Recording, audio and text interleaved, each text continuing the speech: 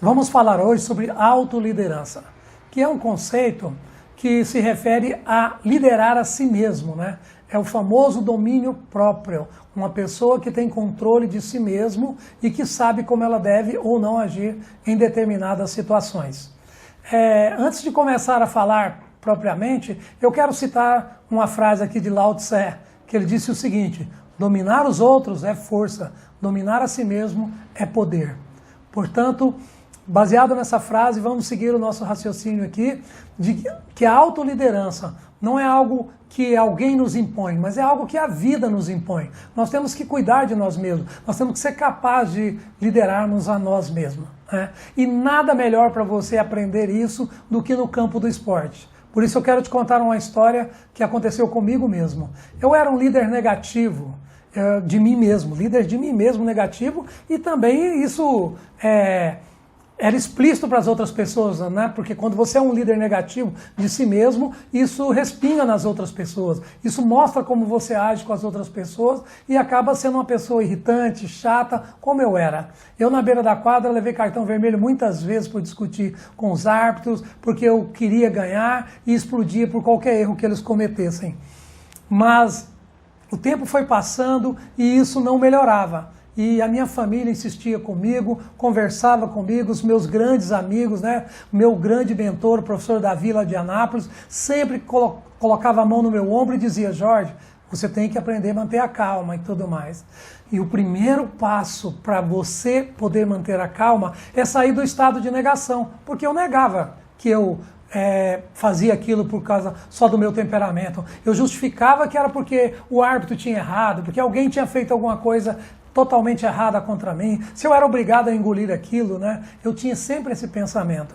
E isso era errado. O primeiro passo foi sair da negação e admitir: eu era o único responsável por essa situação totalmente errada. Eu tinha que ter domínio próprio, controle. E eu vou te falar o que eu fiz. Primeiro, eu ouvi o conselho dos meus amigos, da minha família, eu ouvi o conselho das pessoas que estavam à minha volta.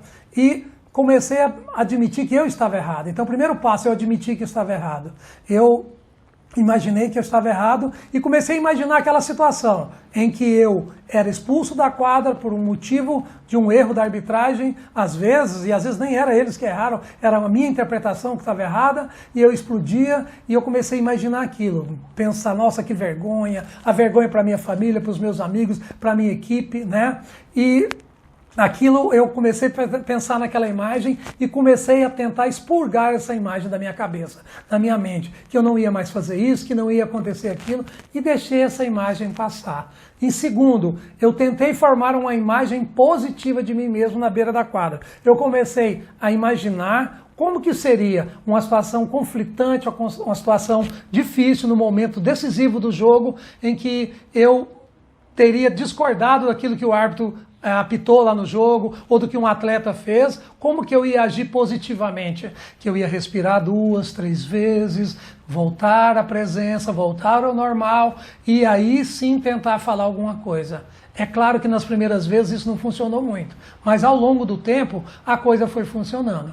E o segundo passo que eu fiz foi formar uma afirmação verbal a respeito disso. Eu comecei a dizer para minha esposa, para minhas filhas, para todos que estavam com a minha volta, antes de ir para o jogo, que o jogo daquele dia seria diferente, que eu teria uma nova atitude. E a partir dessa afirmação verbal, eu me sentia obrigado pela minha palavra com eles e também para mim mesmo, que eu queria mudar, né? E eu fui fazendo isso aos poucos. Respirava, aliviava, e hoje eu sinto uma pessoa em condições de estar na beira da quadra, seja em situação de conflito, decisiva ou não, que eu não vou explodir com a arbitragem. Hoje, graças a Deus, os árbitros que eu conheço daquela época, né, são todos meus amigos, graças a Deus. A gente conseguiu manter a amizade e eu consegui mudar também. E eu quero te falar que você pode mudar, porque tem uma coisa muito importante na nossa vida, que é o pensamento. Quando a gente tem um pensamento sobre algo e a gente acha que a gente tem razão, que os outros estão errados, a gente não vai mudar, a gente vai continuar sendo o mesmo, porque a gente tem razão.